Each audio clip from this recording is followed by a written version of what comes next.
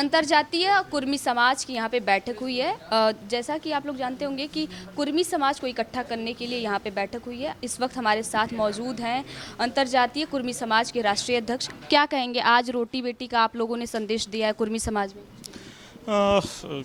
कुर्मी पटेल समाज जो सरदार पटेल का आदर्शों को लेकर आगे चलता है, छत्रपति शिवाजी के आदर्शों को लेकर आगे चल रहा है, वो देश में अभी विकास का प्रतीक बन गया है।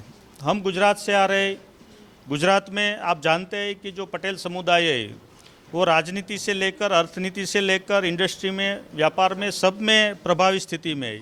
तो हम चाहते हैं कि हमारी जो स्थिति है उसका पूरे देश के कुर्मी पटेल समाज को फ़ायदा मिले और सभी ये विकास की जो गंगा बह रही है उसमें सहभागी बने। उसी उद्देश्य से आज हम लखनऊ आए हैं और हम कुर्मी पटेल समुदाय को सामाजिक एकता के तहत एक साथ जोड़ने का प्रयास कर रहे हैं। उसके लिए हमने रोटी बेटी अभियान चलाया है कि अंतर्राज्य विवाह के माध्यम से ये कुर्मी पटेल जो समुदाय है उसमें नज़दीकी बढ़ेगी, रिश्तेदारी बढ़ेगी, तो एक दूसरों को उसका समान रूप से फ़ायदा मिलेगा। उसी उद्देश्य के तहत आज का ये कार्यक्रम का आयोजन किया गया। अंतर्जातीय विवाह से आपका क्या तात्पर्य है?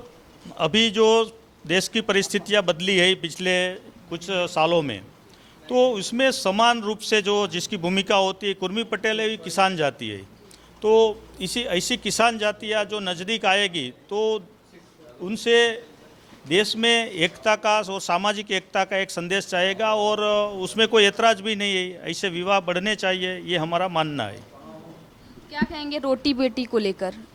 हाँ, बस रोटी बेटी का व्यवहार ऐसा व्यवहार है जिनसे रिश्तेदारी तय होती है और रिश्तेदारी से लोग नज़दीक आते हैं, परिवार का रिश्ता बनता है और उसका फ़ायदा धीरे धीरे अर्थनीति से लेकर समाज नीति से लेकर राजनीति तक सभी को मिलता है। तो ये सबसे उसका प्रथम पहलू है कि हम गुजरात से इसी भावना को लेकर उत्तर प्रदेश आए हैं कि उत्तर प्रदेश का हमारा समाज है वो गुजरात के हमारे समाज के साथ रोटी बेटी के व्यवहार से जुड़े, गुजरात में उसकी पूरी सलामती रहेगी और एक अच्छा मैसेज पूरे देश में जाएगा। अब देखा जा रहा है कि शाहू समाज भी धीरे धीरे कुर्मी समाज की तरफ बढ़ रहा है, उसके लिए क्या?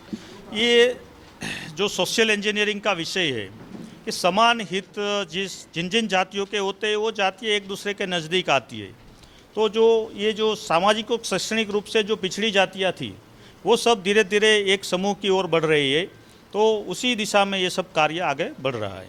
क्या लग रहा है कि कुर्मी समाज जो किसान है उसको उतनी हिस्सेदारी नहीं मिली है जिसके लिए आप लोग इस तरीके का कार्यक्रम कर रहे हैं? रिप्रेजेंटेशन की, प्रतिनिधित्व की जो बात आती है तो उसमें जिसकी जितनी वस्ती, जिसकी आबादी होती है उसके हिसाब से उसको हर एक क्षेत्र में हिस्सेदारी मिलनी चाहिए।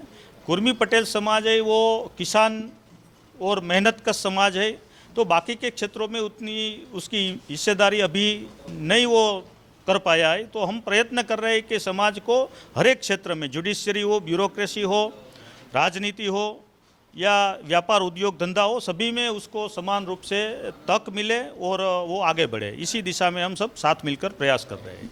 तो जिस प्रकार आपने देखा कि अंतर्जातीय कुर्मी समाज के राष्ट्रीय अध्यक्ष का कहना है कि जिस तरीके से कुर्मी समाज एक मेहनती समाज है उसको उस तरीके की हिस्सेदारी नहीं मिल पाती है। कैमरा पर्सन साहिल के साथ मैं प्रियंका, फर्क इंडिया।